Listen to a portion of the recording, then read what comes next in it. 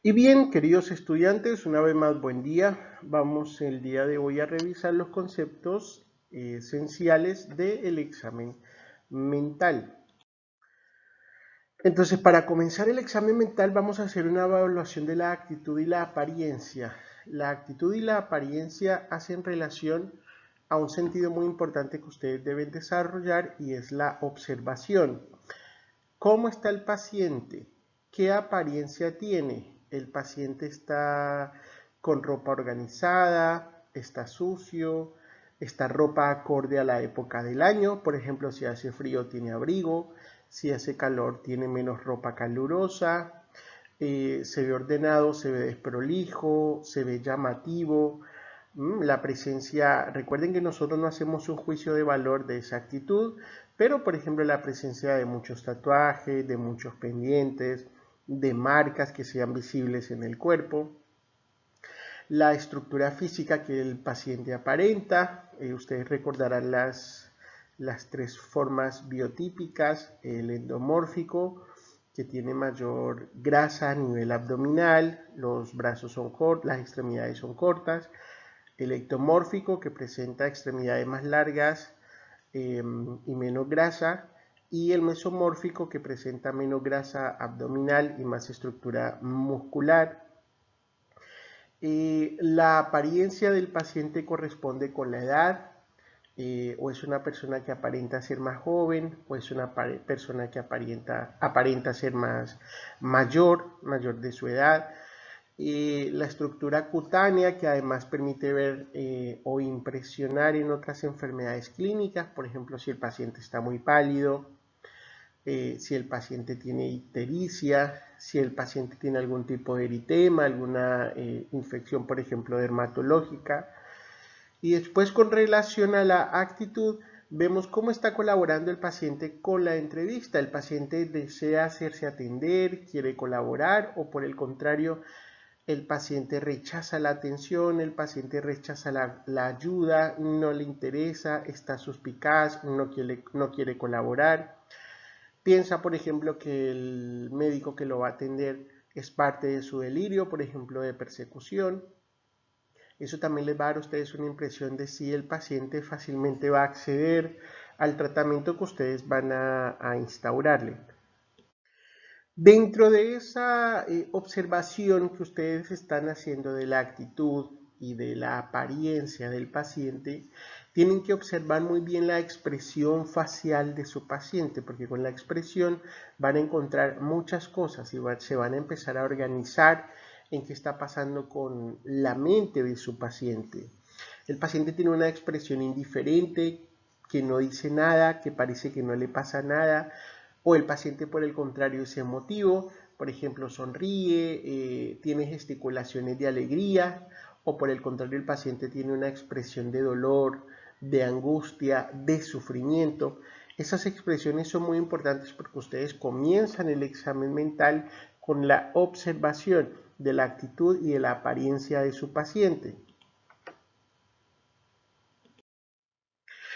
Por ejemplo, en esta imagen ustedes observan la diferencia entre una fase de dolor característica de sufrimiento, de angustia, por ejemplo, en un paciente, en este caso con dolor, pero también puede ser la expresión de un paciente depresivo.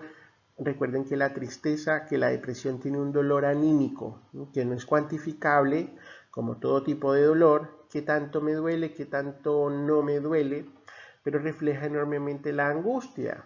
Ahora, por ejemplo, tenemos la fase de un paciente con enfermedad de Parkinson, la característica fase de jugador de póker, la inexpresividad, y por el contrario tenemos un paciente suspicaz. A este lado, en el lado izquierdo, tenemos un paciente suspicaz, un paciente desafiante, un paciente soez, porque no es la expresión de un paciente feliz, sino es la expresión de un paciente que está poniéndole un reto al médico, le está estableciendo un desafío. Entonces recordemos que la catatonía es un síndrome que se caracteriza por alteraciones motoras. Entonces el paciente va a tener o negativismo, quiere decir que se queda en una posición y de ahí no se mueve, o por el contrario tiene una obediencia automática que hace absolutamente todo lo que se le indica. sin oponerse, sin resistencia, presenta flexibilidad seria, que son estas alteraciones motoras donde el paciente es colocado por una persona en posición extraña y se va a quedar así durante largo rato, horas, puede ser muchas horas, independiente de lo incómodo que sea la posición. Por ejemplo, el negativismo a la ingesta también hace parte. También puede producir un estupor, pueden ir desde el negativismo o estupor hacia la hiperexcitabilidad o conductas violentas o hiperexcitadas, motoras hiperexcitadas. Una vez hemos hecho la evaluación de la apariencia, de la actitud y de la actitud motora del paciente, vamos a comenzar con el examen de las funciones mentales. La primera función que vamos a evaluar es la conciencia. La conciencia es la función que nos va a permitir que nosotros podamos ahí en el cerebro hacer una integración de todo lo sensoperceptivo, es decir, de todo lo que conocemos del exterior y también de nuestro propio organismo, de todas las capacidades intelectuales y también de las capacidades afectivas de la persona, que permite que la persona pueda orientarse tanto en sí mismo como en el entorno en donde se encuentra. Entonces es una forma de integrar el mundo externo con el mundo interno. La conciencia es una función mental crucial, muy importante, que está asociada al estado de vigilia o de somnolencia de las personas. Quiere decir que cuando las personas están vigiles, toda la estructura cognitiva, afectiva y sensoperceptiva va a estar completamente activada. Y cuando las personas están en sueño con inhibición de la conciencia, su percepción del mundo externo es totalmente limitado, también su percepción de su propio mundo, de sus propios afectos están completamente limitados, porque en ese momento la actividad cerebral, la actividad cognitiva es únicamente basal. Para nosotros evaluar la conciencia, entonces vamos a determinar primero el nivel de conciencia. Y el nivel de conciencia lo vamos a determinar de la siguiente forma: ¿qué tan despierto o qué tan dormido está el paciente que estamos evaluando? Entonces, del nivel de conciencia podemos decir que un paciente con lucidez es el paciente que tiene estado de conciencia pleno, que está completamente alerta, que es capaz de conectarse adecuadamente con el medio, que es capaz de comunicarse. Después de la lucidez tenemos el embotamiento y la somnolencia, es decir, cuando el paciente comienza a estar dormido, por ejemplo, un estado de embotamiento o somnolencia normal, cuando ustedes están cansados, están muy cansados, llevan un día trabajando o estudiando mucho o haciendo cosas, llegan a un punto donde su nivel de conciencia pareciera que está un poco más lento, la percepción que ustedes tienen de su entorno es un poco más lento porque tienen mayor facilidad en ese momento de quedarse dormidos que de seguir en vigilia. A diferencia, por ejemplo, de la mañana, una vez que ya han tomado el baño, que ya han comido algo, que están completamente en estado de vigilia. La obnubilación, que es un grado más avanzado del nivel de conciencia, es decir, más alterado el nivel de conciencia, donde al paciente le cuesta responder a estímulos verbales, donde el paciente necesita un contacto táctil, necesita ser estimulado de alguna forma para responder al estímulo. Después tenemos el estupor o sopor, que es un estado aún más avanzado, donde el paciente responde o llega a la vigilia únicamente con el estímulo doloroso, un estímulo doloroso que es intenso.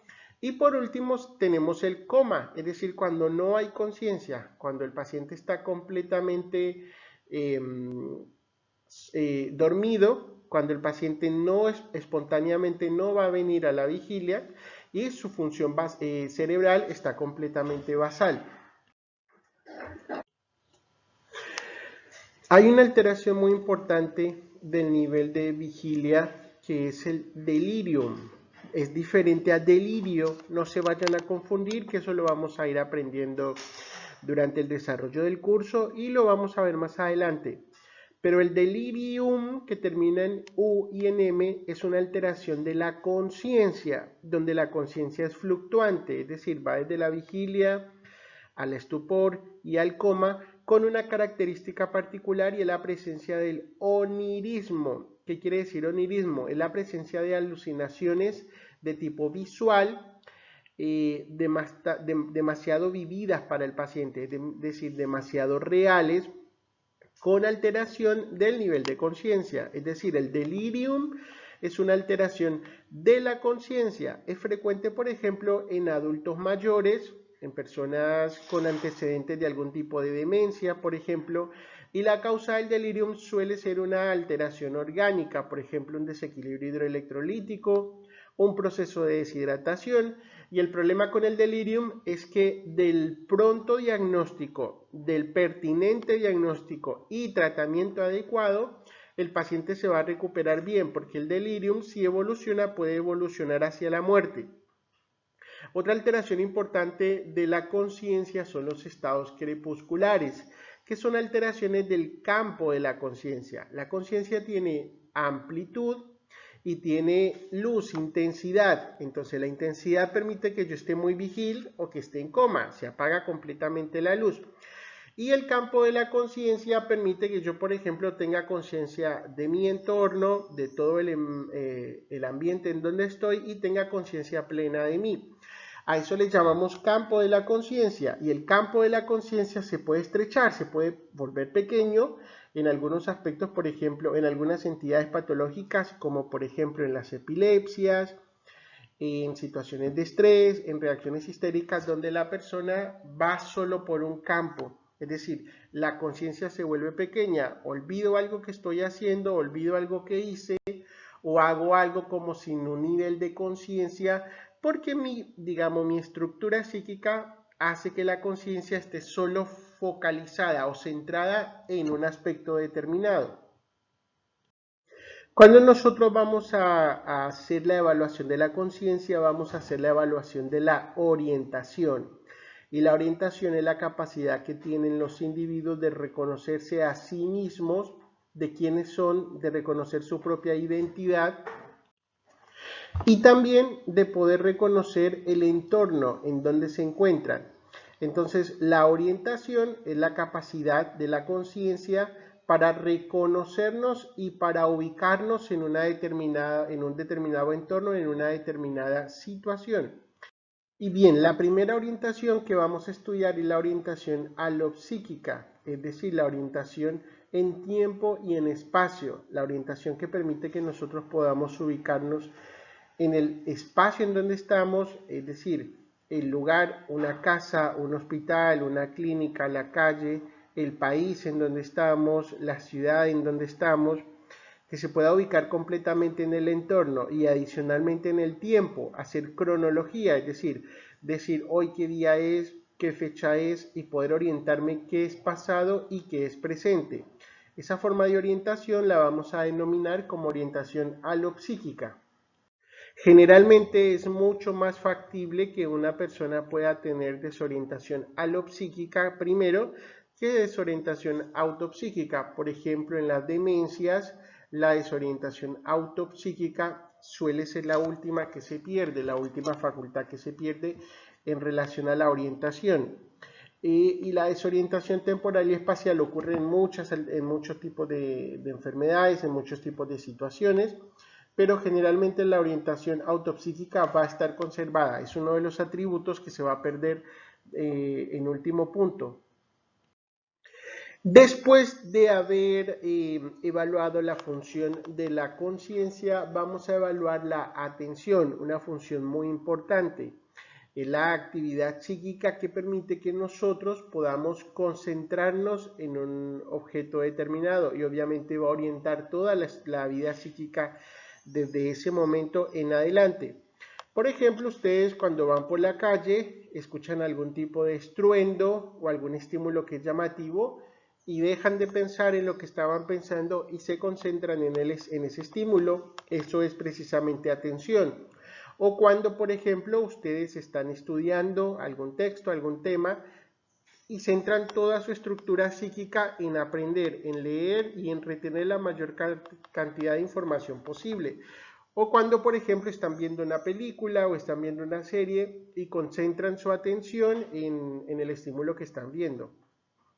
Nosotros hoy en día somos la generación de la desatención, porque nosotros estamos viendo una serie, pero también atendemos el celular. Si es probable y tenemos una tablet, también estamos viendo el trabajo que tenemos que hacer.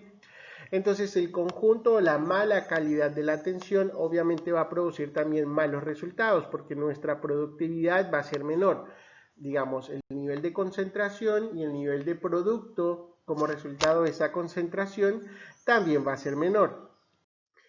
Entonces la atención puede ser espontánea o involuntaria cuando nosotros no lo hacemos de manera voluntaria, es decir, no nos proponemos a atender un objeto, sino que dependiendo de la calidad del estímulo, ya sea por ejemplo su intensidad o también por ejemplo su frecuencia, un ruido muy fuerte en intensidad y en frecuencia hace que nuestro estímulo, que nuestra conciencia, perdón, que toda nuestra energía psíquica se concentre en él. Entonces, la atención espontánea o involuntaria no depende de nosotros, sino de la intensidad del estímulo que la está generando. También tenemos la atención voluntaria, es decir, cuando nosotros espontáneamente dirigimos todo nuestro psiquismo a la atención de un estímulo determinado. Cuando ustedes, por ejemplo, espontáneamente deciden estudiar, leer un libro, espontáneamente deciden atender a una película, espontáneamente deciden atender, por ejemplo, a una conversación. Entonces es enfocar determinado objeto, concentrando toda mi energía psíquica, obviamente dependiendo de un estímulo afectivo. Por ejemplo, me gusta estar con alguien, escucho lo que me está diciendo, o tengo interés en aprobar la materia o en estudiar y aprender, entonces me centro en lo que estoy haciendo. El estímulo afectivo y la voluntad van a hacer que la energía determinada para atender a un objeto sea mayor o en menor cantidad, y obviamente el resultado va a ser mayor o menor dependiendo de esa cantidad de energía.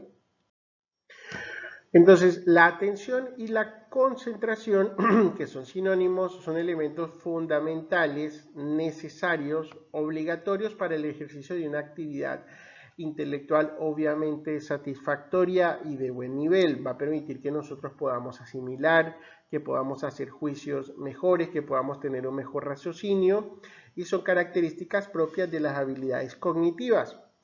Ahora, para hablar de psicopatología de la atención, vamos a hablar de las alteraciones cuantitativas, es decir, de qué tanta cantidad puedo tener de atención. La aproxia, esa ausencia de atención, es muy característica, por ejemplo, en personas con retraso madurativo, con alteraciones cerebrales estructurales grandes, que hacen que su energía psíquica sea muy poca, entonces no hay atención. La hiperprosexia, que son estados de alerta y concentración muy llamativos, muy intensos, donde se enfoca la atención voluntaria. La hiperprosexia en estados patológicos puede darse, por ejemplo, en personas delirantes, paranoides, que están observando absolutamente todos los detalles por la idea que tienen de persecución o que les van a hacer daño. No siempre la hiperprosexia es saludable o es sana, porque precisamente se presenta también en alteraciones patológicas o en enfermedades, son síntomas también de enfermedades. La hipoprosexia, cuando hay una disminución de la capacidad de la estructura psíquica para obtenerse, para enfocarse en un objeto, hay poca capacidad de atención. Y la paraprosexia es cuando hay aumento de la atención espontánea con disminución de la atención voluntaria. Por ejemplo, los chicos que tienen trastorno por déficit de atención, porque cualquier estímulo los va provocando. Un paciente, por ejemplo, con crisis maníaca, que salta de un estímulo a otro fácilmente, que se distrae fácilmente entre un estímulo y otro. Y algunas formas que vamos a tener para evaluar la atención, por ejemplo, observar si el paciente está manteniendo contacto visual, si el paciente sigue la conversación adecuadamente, es decir, si le preguntamos algo y el paciente da una respuesta lógica con lo que estamos preguntando. Algunas formas de evocar o de generar un poco la evaluación de la atención es determinar, por ejemplo, qué palabras el paciente puede crear. Si yo le digo, dime 3 palabras que tengan la vocal A, qué tipo de palabras el paciente me va a decir. Prueba de secuenciación es que, por ejemplo, le digo que haga determinadas cosas siguiendo un parámetro. Por ejemplo, escriba sobre un papel, dóblelo, deje sobre el escritorio y después levante la mano derecha y veo si el paciente tiene la capacidad de hacer toda la secuencia. Una prueba de señal de estímulos, por ejemplo, le digo al paciente, yo voy a estar hablando y en el momento en que golpeo el escritorio, usted va a levantarse. Entonces ahí me doy cuenta de si el paciente está en la capacidad de atender y adicionalmente de interpretar el estímulo y de realizar la actividad ejecutiva que se está pretendiendo que él realice. Bueno, este ha sido el primer video con relación al examen mental. Nos vemos en el siguiente video para continuar con las funciones mentales.